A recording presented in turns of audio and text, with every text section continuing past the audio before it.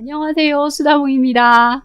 자, 오늘은 조선 초 최고의 스캔들의 주인공인 박침과 그의 아들 박저생 그리고 파독이라는 여인 이야기 해보겠습니다. 자, 박침은 1342년 고려 충해왕 3년 상장공공의 아들로 태어났습니다. 그리고 고려 공민왕 때 문과에 급제를 해서 전입판사에 오른 인물인데요. 1392년 공양왕 4년 7월 조선이 들어서게 되면서 불사이군, 두 군주를 섬기지 않겠다라고 하면서 고려의 신하와 재상 등 71명과 함께 개경을 떠나서 현재 경기도 개풍군 광덕면 광덕산 기슬인 두문동으로 들어가서 나오지 않았던, 알고 계신 분도 계시겠지만 두문동 72현 중 한 사람이 됩니다. 자, 이 두문동 72현은 신조 불참 동맹을 맺고 조복과 관대를 벗어서 나뭇가지에 걸어놓고 두문불출하게 되는데요. 자, 이때 태조 이성계는 새로운 왕조의 정통성을 인정받기 위해서 박침을 개국 원종 공신으로 추대하고 공조전서의 벼슬을 내리게 됩니다. 자, 태조 이성계가 이렇게 박침에게 벼슬을 내리려고 했는데 박침은 벼슬을 다 마다하고 조용히 은거하다가 58세의 나이로 사망하게 됩니다. 자, 이렇게 이 박침의 생을 축약해서 이야기를 하면 진짜 지조 있는 선비구나 라는 생각을 할 수 있는데요. 그의 개인사를 들여다보면 또 다른 면모를 살펴볼 수 있습니다. 자, 박침은 밀상군 박인의 딸과 혼인을 해서 딸 하나와 아들 둘을 두었는데요. 이 부인 박씨가 39살에 사망을 하게 됩니다. 당시 박침은 38살로 한창 나이였기에 바로 재혼을 해서 두 번째 부인인 함종 곽씨를 맞았고 이 곽씨 부인이 또 아들 둘을 낳게 됩니다. 자, 박침과 사망한 전처 박씨 사이에서 난 아들 중에 첫째 아들 이름이 박저생인데요. 어머니를 일찍 여의고 뭔가 마음 둘 곳이 없어서인지 어려서부터 좀 날카롭고 신경질적인 인물이었다고 해요. 그리고 또 결혼을 해서 아내를 맞았지만 아내와의 사이도 원만치 않았다고 합니다. 그런데 이 박저생이 실록에 이름이 오르내리면서 스캔들의 주인공이 된 것인데요. 그와 더불어 이 지조의 아이콘이었던 박침의 이름도 함께 거론되게 됩니다. 태종 2년인 1402년 6월 11일 사원부에서 박저생을 탄핵하게 됩니다. 박저생은 당시 아버지 박침이 사망을 해서 3년상을 치러야 했지만 정사품 무관직인 호군에 임명되어 기복되었고 지삼척 군사로 임명됩니다. 자, 기복되었다는 게 상을 당하면 당연히 3년상을 치러야 되니까 휴직을 청해야 되잖아요. 자, 그런데 너는 지금 굉장히 중요한 임무를 맡고 있으니까 계속 직무를 보라 라는 제도로 무관의 임무를 다하라는 의미에서 이 박저생을 기복시킨 것인데 박저생은 이때 기생에 빠져 지내면서 임무를 소홀히 해서 사헌부의 탄핵을 받아서 파면당하게 됩니다. 자, 그렇게 백수가 되어서 이제 집으로 돌아온 박저생. 3년상 기간임에도 또 여종을 가까이 해서 아내가 질투의 말을 했는데 아내를 적새로 때렸다고 해요. 적새 뭔지 아시죠? 고기 굽는 거예요. 네모난 철로 돼가지고 이렇게 그걸 들고, 그러니까 화가 난 김에 아무거나 손에 들고 이렇게 아내를 때렸던 거예요. 그러니까 딸이 사위에게 맞았다는 소리를 들은 박저생의 장인 이서원이 너무나 화가 나서 또 박저생을 사헌부에 고발을 했고 또 박저생은 탄핵을 당하게 되는데요. 사실 장인은 이 박저생을 혼내주려고 고발을 한 건데 결과는 박저생은 사주로 귀양을 가고 그의 아내도 김제로 귀양을 갔다고 합니다. 자, 그런데 박저생이 또 실록에 이름이 오릅니다. 아버지 박침이 갑작스럽게 사망을 해서 원래 자식들에게 재산을 분배를 할 때 이렇게 분배를 하겠노라라고 분재기를 써두잖아요. 그런데 이 분재기를 써두지 않은 거예요. 자, 그래서 아버지 3년상이 끝나지 않은 시점에서 계모인 곽씨에게 가서 재산을 나눠달라는 요구를 합니다. 자, 그러자 곽 씨가 관아에 소송을 내면서 이 집안에 일어났던 막장 사건을 입 밖으로 꺼내게 돼요. 그것은 바로 박저생은 전에 아비의 비첩 파독을 간음했습니다. 라는 충격적인 말이었어요. 박저생이 아버지 박침의 첩을 범했다는 거죠. 사원부는 이것은 기강을 흔드는 풍속사범이니 중하게 다뤄야 한다 라며 박저생을 체포하게 되는데요. 박저생은 제가 아버지의 첩을 범한 것이 아닙니다. 그 비첩은 원래 저의 첩이었어요 하며 억울함을 호소합니다. 계모는 박저생이 아버지의 첩을 탐했다고 하고 박저생은 원래 자신의 첩이라고 하는데 누구의 말이 맞는 것일까요? 박저생은 이미 결혼을 했지만 아내와의 사이가 원만치 않았고 집안의 여종인 파독이라는 여인에게 마음을 주게 됩니다. 파독은 워낙 빼어나게 아름다운 여인이었다고 하는데요. 그런 그녀를 가까이 두고자 한 박저생이 파독을 첩으로 삼았고 파독을 매우 아꼈다고 합니다. 자, 그런데 그런 그녀의 미모가 다른 이의 눈에 들었으니 바로 박저생의 아버지 박침의 눈에 든 겁니다. 어느 날 박침이 파독을 조용히 방으로 부릅니다. 사실 첩이긴 해도 박저생이 지아비가 되는 거니까 이 박침은 시아버지인 거잖아요. 그러니까 시아버지가 부르니까 파독이 얼른 방으로 달려간 거예요. 그리고 당시 박저생은 출타 중이었고요.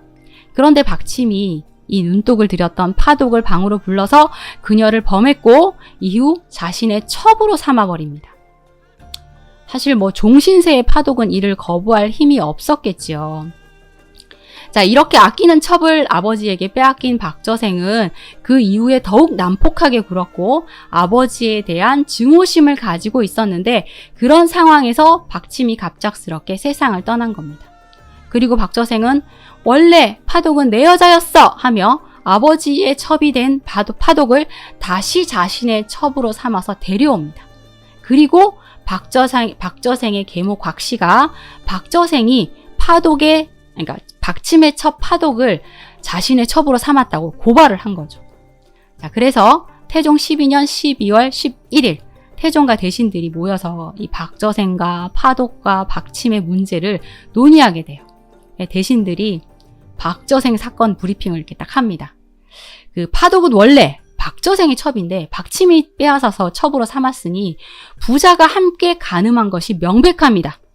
또 박침의 첩 곽 씨는 집안의 일을 이 공공연하게 말해서 남편의 죄악을 드러내게 했고 또 파독은 아버지와 아들의 첩이 되기를 거부하지 않았으니 이들 모두를 법률에 따라 논제해야 합니다. 그러니까 박침은 이미 사망을 했으니까 어떻게 할 수가 없고 아비의 첩을 범한 박저생, 아비와 아들의 첩이 되기를 거부하지 않은 파독, 또 그것을 고발한 계모 곽 씨를 모두 처벌해야 된다라는 얘기였죠. 자, 이에 태종은 박저생은 장 100대에 유 3천리, 그러니까 3천리 밖으로 유배를 보내고 곽 씨는 장 90대에 도 2년 반, 파독은 장 100대에 다른 작은 죄는 벌금을 내는 것으로 처리하라라는 명을 내립니다. 자, 그런데 이때 박저생의 아들이 우리 아버지는 억울합니다 하면서 막 북을 두드리며 호소를 합니다. 그러니까 일종의 신문고 같은 걸 두드린 거죠.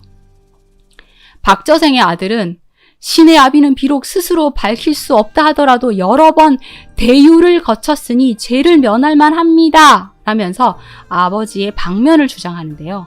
여기서 여러 번 대유를 거쳤다는 것은 박저생이 자신의 죄를 감하고자 여러 번 제물을 바쳤고 관청에서 그것을 받았으니까 용서를 받은 것이 아니냐라는 강변을 한 겁니다.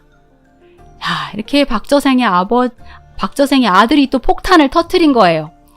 조사를 담당했던 사원부나 형조가 발칵 뒤집힐 만한 일인 것이 박저생이 처벌을 받지 않기 위해서 관청에 뇌물을 바친 건데, 그러니까 그거는 이제 보석금을 충분히 낸 것이니까 무죄 방면되어야 되는 것이 아니냐라는 주장을 한 것이고, 그동안 뇌물을 받았던 이 관원들은 막 안절부절 불안감에 떨게 됩니다. 태종은 야, 그래도 아들이 억울하다고 하니까 그러면 잘못 처결된 부분이 없는지 다시 한번 논의를 해봐라 라고 의정부에 명을 내리죠. 그런데 이제 논의를 마친 의정부에서 법률을 살펴보면 조부나 그러니까 할아버지나 아버지의 첩을 간음하면 참한다 라고 되어 있으니까 이 인륜을 망각한 죄인 박저생은 엄히 처벌하는 것이 맞습니다 하면서 형벌을 내려야 한다고 강력 주장하게 됩니다. 자, 그러자 태종이 그 여종은 원래 박저생의 첩인데 그 아비가 간음을 했을 때도 아무 때에도 고하지 않았고 또 다시 박저생의 첩이 된 후에도 그 아들을 고하지 않았다. 그런데 이제 와서 그 아비의 첩을 간음했다고 해서 참한다면 죄가 의심나거든 오직 가볍게 벌을 주라 라는 뜻이 있는 법률이 있는데 거기에 어긋나는 것이 아니냐? 라면서 다시 논의해보라고 명합니다. 자, 이때 형조판서 김희선이 죄가 명확하니 법률에 따라 논지하는 것이 맞다며 다시 한번 주장을 하죠. 자, 그러자 이번에는 박저생의 아우인 박강생과 박신생이 나섭니다. 박강생은 당시 의정부 검상 자리에 앉아 있었는데 더 높은 곳에 오르고 싶은 야망을 가진 인물이었어요. 실록에 박강생에 대한 기록이 있는데요. 다른 관료들과 결탁하기를 좋아하고 권세 있는 이들에게 아부하여 출세하였는데 탐욕하고 방종하고 법에 어긋나는 짓을 하여 더럽고 욕된 이름을 얻게 되었다라는 평이 있습니다. 자, 그런데 이런 인물이 출세욕 높은 인물이 더 높이 올라가야 되는데 형이 이런 추악한 일에 연루가 되면 집안 망신이고 또 자신의 출세길에도 지장을 주는 거잖아요. 그래서 어떻게든 형의 죄를 가볍게 만들어야겠다라는 생각을 했고 박강생이 의정부에 투서를 넣어서 삼성에서 형의 죄를 오결했다. 그러니까 잘못 결정했다면서 항의를 하고 나섭니다. 그러니까 오히려 지아비의 죄악을 드러낸 계모 곽씨의 죄가 더 큰 것이 아니냐라는 항의를 하죠. 여기서 이제 삼성이라는 거는 사원부, 사관원, 그리고 형벌에 관한 일을 하는 형조를 통칭하는 말이거든요. 그러니까 이 세 기관에서 모두 형의 일을 잘못 판단했다고 지금 주장을 하는 건 있잖아요. 그러니까 사원부, 사관원, 형조에서 가만히 있겠어요? 아니, 우리를 건드려? 이러면서 박강생이 말을 꾸며 해당 관서를 능욕했다면서 박강생과 그의 동생 박신생 그리고 곽씨의 집 앞에, 그러니까 계모 곽씨의 집 앞에 아전들을 세워서 이들을 감시하게 합니다. 실록에 박저생의 아우 박강생, 박신생이 의정부에 투첩하여 삼성에서 형의 죄를 오결했다고 호소하니 라고 적혀 있는데요. 사실 박강생은 박저생과 어머니가 같아요. 그런데 박신생은 곽씨의 아들이에요. 근데 다른 어떤 말이 없고 이렇게 같이 묶어서 말이 되어 있는 걸 보니까 엄마 편을 든 게 아니라 박신생이 형인 이복형 편을 든 거예요. 왜 그랬을까요? 박신생 역시 나중에 벼슬길에 나가야 되는데 형이 형의 제목이 걸림돌이 될 것이다 라는 판단을 해서 아마 박강생과 뜻을 함께한 것이 아닌가라는 짐작을 할 수 있습니다. 자, 이에 태종이 삼성 이 장무들, 실무를 보는 이들을 다시 불러서 이 사건에 대해서 또다시 논의를 합니다. 그 곽씨가 이 일을 고발을 할 때 지아비의 죄도 세상에 드러내고자 했던 걸까? 라고 물었는데 삼성 장무가 의붓 아들을 해하고자 하다가 이 남편의 죄까지 드러내게 한 것 같습니다. 라는 대답을 했고 또 태종이 다시 그 곽씨는 그러면 원래 의붓 아들을 벌주고자 한 것이지 그 남편의 죄를 드러내고자 한 것은 아니네. 자, 그러면 형의 처벌에 불만을 품고 오결이라고 했던 그 박강생과 박신생의 죄는 어떤 것 같아? 라고 묻습니다. 그런데 이 삼성 장무들이 박저생의 죄를 구문한 지가 지금 수년이 지났는데 그동안에는 한마디 말도 없다가 이제 판결이 떨어지니까 이제서야 이 오결이라고 주장을 하는데 그게 어떻게 사실이겠습니까? 하면서 이들 형제를 괘씸해하는 마음을 이제 드러냅니다. 자, 그러자 태종이 그 앞에는 아직 그 결정이 안 나서 여유가 있으니까 그냥 있었다가 지금은 봐, 사죄, 그러니까 죽음에 해당되는 죄에 처해지니까 형제의 정으로 그렇게 했을 거야. 그러니까 용서해주자. 다 같이 석방을 해라 라는 명을 내립니다. 그러니까 형이 무거운 벌을 받는 게 안쓰러워서 동생들이 나선 것 같으니까 뭐 눈 감아 줘라 뭐 이런 뜻이었던 거죠. 자, 그렇게 박저생은 이제 처벌을 받을 날만 기다리고 있었는데요. 여기서 돌연 탈옥을 합니다. 정말 대단한 인물이죠. 사실 장백대면 나 죽을지도 몰라 뭐 이런 생각을 했던 것 같기도 하고요. 또 혼자 탈옥을 했을까? 라는 의심을 해보는 것이 그에게 어떻게 혼자 탈옥을 하기 힘든 구조잖아요. 그래서 뇌물을 받은 이들이 많았다고 했잖아요. 그래서 이 뇌물 사건이 커질까 봐서 이 관원들이 탈옥을 도운 것이 아닌가라는 짐작을 하기도 합니다. 박저생은 이렇게 탈옥을 해서 생원 박의라는 이름으로 바꾸고 저 밀양군에 숨어서 살았는데요. 사실 조용히 숨어 살면 되잖아요. 그런데 전 언양간무 장효래와 재산 다툼을 하게 된 거예요. 그러면서 너는 누구냐? 너 박이가 아니네 하면서 도망자 신세가 발각이 됩니다. 자, 이때 지군사 우균이 아니 너는 형을 집행하기 전에 도망친 그 박저생으로 죄인이 아니냐? 그런데도 이런 소란을 피웠단 말이냐? 하면서 이 힐난하는 그런 말을 했는데요. 박저생이 작년 가을에 제가 그 도망칠 때 형조에 포 240피를 냈으니까 저는 사면을 받은 겁니다. 라는 주장을 합니다. 그러니까 엄청난 뇌물을 주고 도망을 친 게 맞는 거죠. 그런데 이것이 통하지 않았고 당연히 이제 관찰사가 그를 체포했고 다시 사원부에서 태종에게 박저생 잡아왔습니다 하면서 이 일을 알립니다. 자, 박저생이 이렇게 잡히면서 그의 사건을 빨리 처결을 하지 않았으니까 그 사건 관련자들이 처벌을 받게 되는데요. 사건 담당을 했던 사원부와 형조에서 왜 빨리 처리를 하지 않았냐라고 거기에 책임을 물어서 대사원 허웅, 지비 이맹균, 장령 이명덕 등이 지방으로 유배 보내집니다. 자, 이렇게 이 사건으로 직장 동료랑 직장 상사가 막 떨려 나갔잖아요. 그래서 장령 김질과 지평 이승직이 불만을 가지게 됩니다. 진짜 이 사건 때문에 우리 동료들이 나가 떨어졌잖아 하면서 이 사건의 원인 제공자가 누구냐 생각을 해봤더니 처음에 고발을 했던 박저생의 계모 곽씨라는 생각을 해서 곽씨를 잡아와요. 그래서 구금을 해놓고는 심하게 고문을 했던 거예요. 이미 곽씨는 판결을 받아서 처벌을 받은 후인데 이렇게 또 보복행위를 한 거죠. 자, 엄마가 또 이렇게 억울한 고문을 당하게 되자 곽씨의 이제 두 번째 아들인 박눌생이 막 또 신문고를 울립니다. 억울합니다. 저희 어머니가 억울하게 잡혀가서 고문을 당했어요 하면서 또 억울함을 호소하게 됩니다. 자, 그래서 이 보고를 받은 태종이 야, 이렇게 또 보복행위를 하다니 그러면 안 되지 않냐 라면서 곽씨를 석방하도록 명했고 김질과 이승직에게는 어찌 그렇게 어리석은 짓을 했느냐 하면서 견책을 하고는 김질은 남양부사로 보내고 이승직은 지휘주사로 내보내면서 문책성 발령을 냅니다. 자, 그런데 대사원 한상경이 김질과 이승직은 곽씨를 엄하게 고문했으니 이는 공정하지 못했습니다. 하물며 곽씨의 죄는 법률로 따져서 그렇게 무거운 죄도 아닌데 사사로이 고문을 행했으니 이것은 관리가 법을 받드는 뜻이 아닙니다 하면서 강도 높은 징계를 할 것을 요구를 했고 할 수 없이 태종은 김질과 이승직을 파면하게 됩니다. 자, 그리고 또 형조에서 박저생의 죄를 이번에는 이제 진짜 한번 죄를 다스리자라고 했는데 박저생이 또 탈옥을 했고 또 잡혀와요.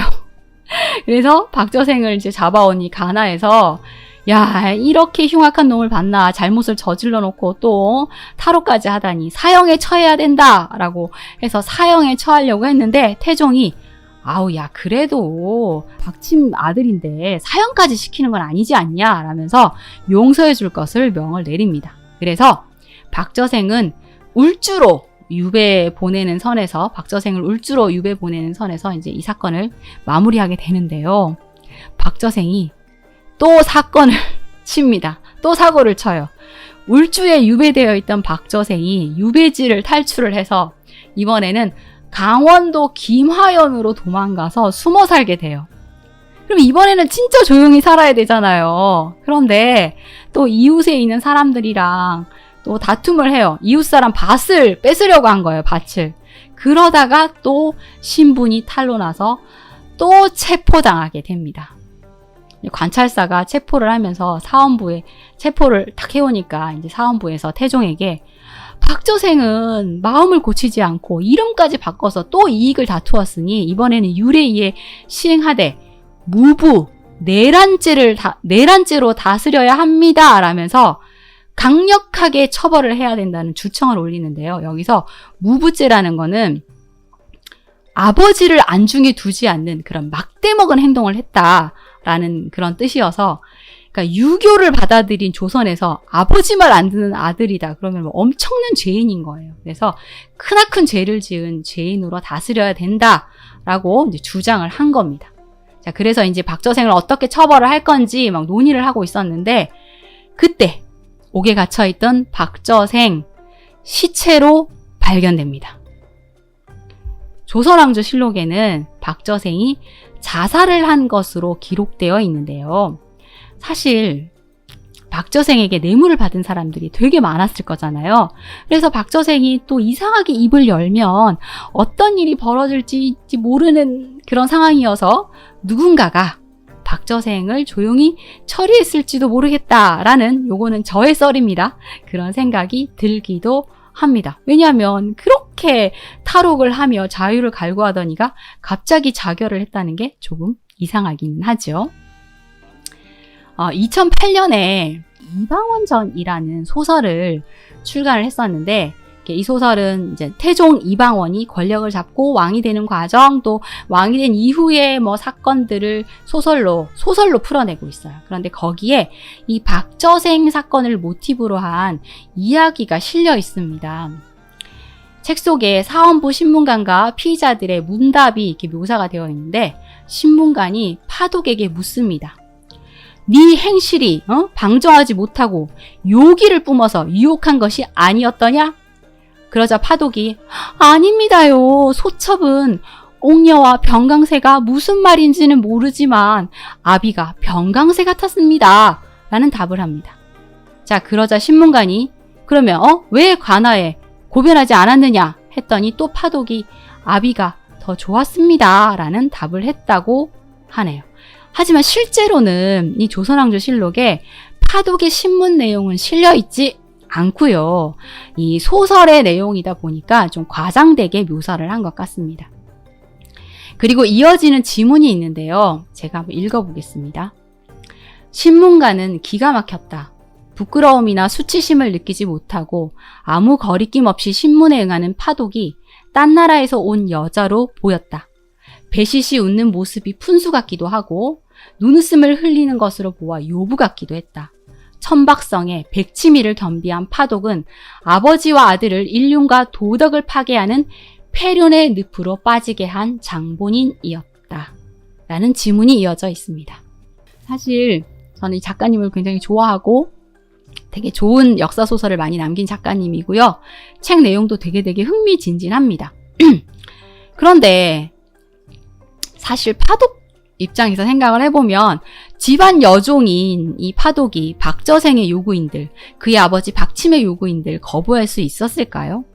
그리고 또 뭐 여종으로서 힘든 삶을 사느니 누군가의 첩이 돼서 안락하게 살아가는 것이 더 좋겠지라는 생각을 했을 수도 있겠지요. 하지만 박침과 박저생을 인륜과 도덕을 파괴하는 폐륜의 늪으로 빠지게 한 것은 사실 파독이 아니라 그들 스스로인 것이 아닌가라는 생각이 듭니다.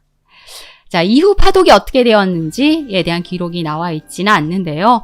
그녀의 삶은 굉장히 녹록지 않은 삶이 아니었을까라는 짐작을 할 뿐입니다. 이제 박저생은 정말 막장 행동을 한 인물이다라고 묘사에서도 저희가 알 수가 있는데요. 사실 저는 그의 아버지 박침에 대해서도 여러 가지 생각이 들었습니다. 사실 뭐 두 왕조를 섬기지 않겠다라는 지조 있는 모습을 보인 건데 그의 또 다른 면은 이렇게 달랐던 거죠. 이미 아들의 첩이 된 여인을 탐하고 자신의 첩으로 삼았는데 이게 도덕적으로 문제가 있는 행동이다라는 그런 인식 자체가 없는 그런 이중적인 모습을 보여주었다는 생각이 들었어요.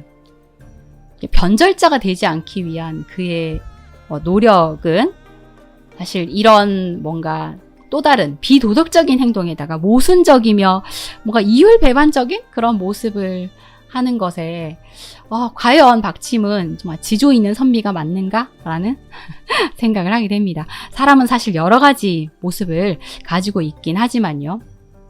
사실 어떤 사람에게 긍정적인 영향을 정말 많이 끼치는 어떤 사람이 있다고 해요.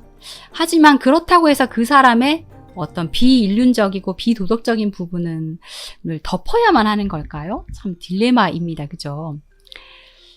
예를 들면 여러분, 세계적으로 존경받는 위인 중 한 사람인 마하트마 간디. 간디를 모르시는 분들은 없죠. 민족 자결주의자의 만인 평등주의자로 알려져 있고 인도의 민족해방운동 지도자로 이 인도 현대사에서 정말 아주 중요한 그런 영향력을 끼친 인물입니다.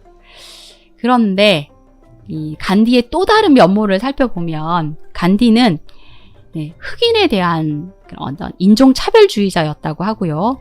또 약간 논란이 있는 부분이긴 하지만 말년에는 소아 성애자의 모습을 보이기도 했죠. 사실 간디를 무조건적인 위인으로 추정하던 그런 시절이 있었어요. 여러분들 다 위인전으로 간디 이야기 읽으셨잖아요. 그런데 현재는 그의 모순적인 행동을 비판하는 그런 움직임이 많고 그의 공과 과를 함께 이야기하면서 이런 냉정한 평가를 하는 그런 움직임이 많아졌습니다. 자, 공이 큰 인물의 과 어떻게 해야 할까요? 여러분의 생각은 어떠신가요? 자, 이렇게 해서 오늘은 조선 초를 뒤흔든 스캔들의 주인공 박침, 박저생, 파독 이야기 해보았습니다. 여러분 오늘의 이야기 재밌으셨다면 좋아요와 구독, 알림 설정 잊지 마세요. 자, 지금까지 이야기를 들려드린 것은 수다몽이었습니다. 여러분 이야기 들어주셔서 감사합니다.